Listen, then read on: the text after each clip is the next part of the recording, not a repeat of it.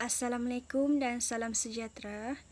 Nama saya Nur Erniati binti Syaibul, nombor matriks BB20110495. Sebelum saya membentangkan berkenaan dengan faktor luaran yang mempengaruhi prestasi organisasi, saya akan menjelaskan maksud organisasi. Organisasi ini bermaksud satu unit sosial yang terdiri daripada manusia yang bekerjasama dan saling bergantung antara satu sama lain bagi mencapai matlamat individu, kumpulan dan organisasi.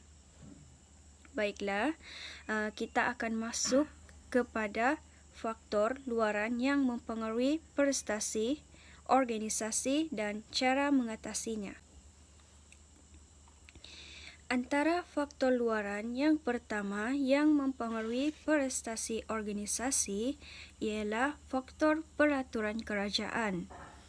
Undang-undang dan peraturan di tempat kerja akan mempengaruhi prestasi dalam organisasi. Hal ini kerana jika terdapat individu yang tidak mematuhi peraturan yang ditetapkan oleh kerajaan, maka organisasi itu akan terjejas kerana individu yang tidak mematuhi peraturan yang ditetapkan oleh kerajaan dalam organisasi akan boleh dikenakan tindakan undang-undang yang boleh mengakibatkan imej organisasi itu terjejas. Cara mengatasi faktor ini ialah dengan organisasi itu perlu mematuhi peraturan yang ditetapkan oleh kerajaan dalam organisasi. Semua individu dalam organisasi itu perlu mewujudkan sikap integriti sesama lain untuk menjaga imej organisasi. Hal ini kerana organisasi ini perlu mematuhi peraturan kerajaan kerana dalam organisasi itu perlu ada sikap disiplin untuk menjaga prestasi organisasi agar tidak terjejas. Selain itu, faktor luaran kedua yang mempengaruhi prestasi organisasi ialah faktor politik. Faktor politik ini akan dapat menjejaskan prestasi organisasi. Hal ini kerana pergolakan politik dalam sesebuah negara akan menyebabkan organisasi tidak berfungsi seperti biasa. Sebagai contoh, apabila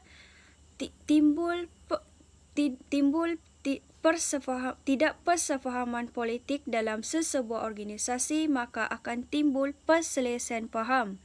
Hal ini kerana sebagai contoh, individu ini adalah memilih untuk mempertahankan kerajaan lama kita iaitu warisan dan seorang lagi individu dalam organisasi ini memilih untuk mempertahankan parti politik kita pada hari ini iaitu Parti Perikatan, maka akan timbul ketidaksefahaman politik dalam organisasi itu, maka tidak akan wujud kerjasama dalam organisasi itu kerana politik yang tidak sefahaman. Cara mengatasi faktor ini ialah dengan tidak mencampurkan hal politik dengan urusan pekerjaan, seperti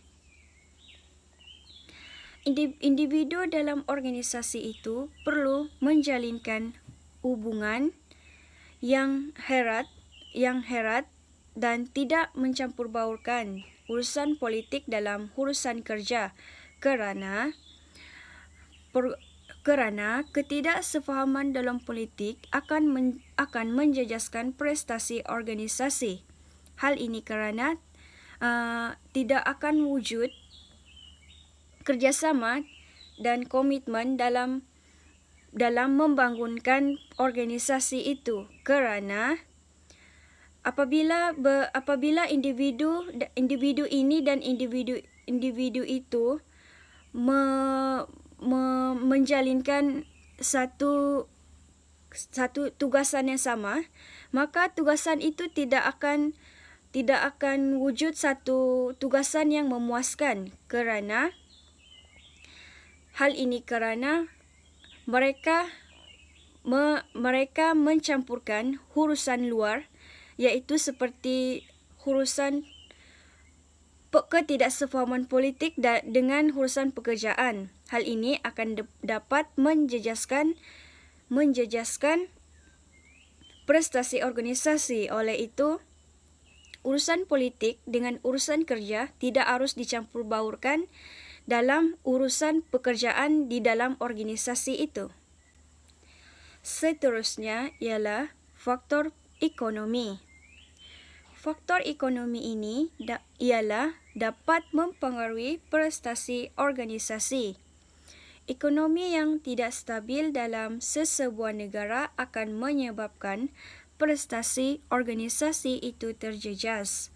Hal ini kerana ekonomi yang tidak stabil akan menyebabkan majikan dalam organisasi itu tidak dapat membayar gaji pekerjanya. Hal ini kerana kewangan dalam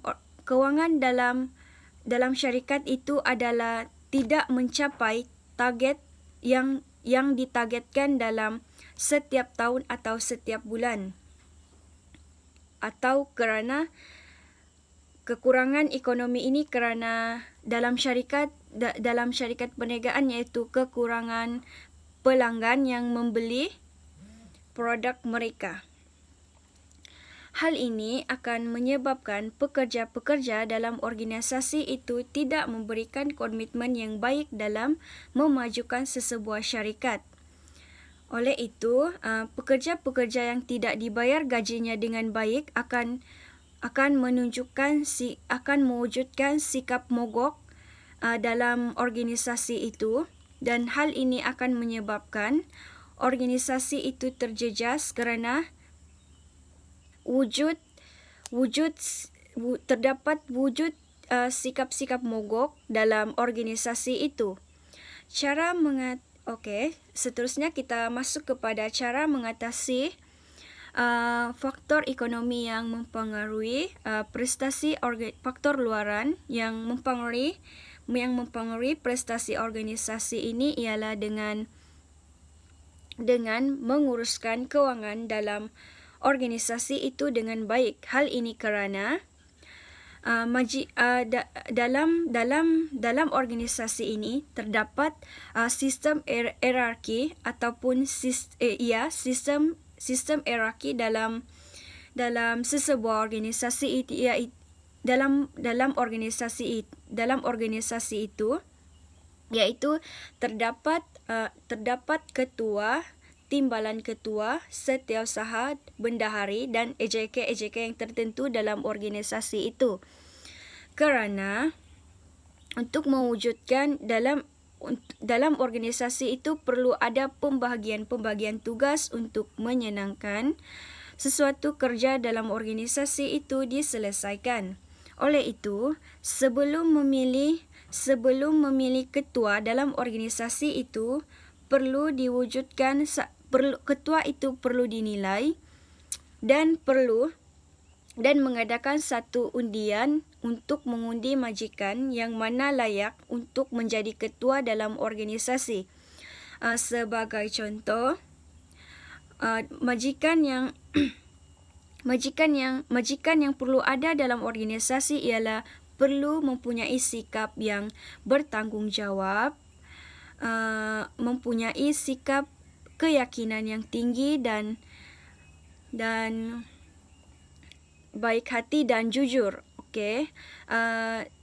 Oleh itu, kerana itu, majikan ini perlu bijak mengurus kewangan dalam organisasi itu agar setiap gaji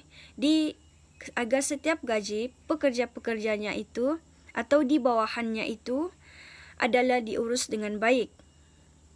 Hal ini kerana dalam keadaan COVID kita ini, dalam keadaan negara kita ini yang mempunyai pandemik pandemi COVID-19 ini, kita perlu menguruskan kewangan kita dengan baik, kerana negara kita adalah tidak beroperasi seperti dulu kala. Akhir sekali, faktor luaran yang mempengaruhi prestasi organisasi ialah faktor sosial. Individu yang dalam organisasi yang berada dalam masalah keluarga, iaitu sebagai contoh, dalam organisasi itu timbul individu yang berada dalam kesusahan, iaitu seperti dalam masalah rumah tangga. Individu dalam organisasi itu tidak akan bersemangat dalam melakukan sesuatu tugasan dalam organisasi. Hal ini akan faktor luar ini yang seperti masalah keluarga ini, faktor sosial ini akan menyebabkan prestasi dalam organisasi itu terganggu. Kerana sebagai contoh, jikalau individu yang sepertinya bersemangat, yang menyiapkan tugasan dengan baik itu berada dalam masalah sosial, seperti berada dalam masalah keluarga, seperti berlakunya penceraian dalam individu itu, dia tidak akan dapat fokus dalam melakukan tugasan yang diberikan dalam organisasi itu. Maka sesuatu tugasan dalam organisasi itu tidak akan dapat disiapkan dengan sempurna. Oleh itu, hal ini akan menyebabkan prestasi itu dari organisasi yang baik akan merundum jatuh kepada prestasi yang tidak baik, iaitu hal ini akan menjadikan organisasi itu terjejas. Dan cara untuk mengatasi faktor ini ialah dengan berikan sokongan moral dan berikan kaunseling kepada individu yang berada dalam masalah sosial ini. Sebagai contoh, memberikan sokongan moral dengan memberikan nasihat bahawa dalam hidup ini kita tidak akan lari daripada masalah. Memberikan dan memulihkan semangat yang hilang pada diri individu itu yang dulunya berkeyakinan tinggi dalam menyiapkan tugasan dalam organisasi itu dengan baik, dan memberikan sokongan moral kepada individu itu. Dan jika perlu, berikan nasihat kaunseling. Selain itu, dengan sebagai contoh, jika perlu, individu yang dalam organisasi itu mempunyai masalah sosial, perlu diberikan kaunseling oleh pihak atasan sebagai kaunseling psikologi, agar semangat yang hilang itu akan kembali seperti sedia kala, semangatnya seperti sedia kala, iaitu mempunyai komitmen dalam melakukan tugasan, iaitu individu itu mempunyai semangat bekerja yang tinggi seperti sedia kala. Hal ini akan dapat mengatasi agar organisasi itu tidak terjejas. Demikianlah, itu sahaja antara 4 faktor luaran yang mempengaruhi prestasi organisasi dan cara-cara mengatasinya. Sekian dan terima kasih.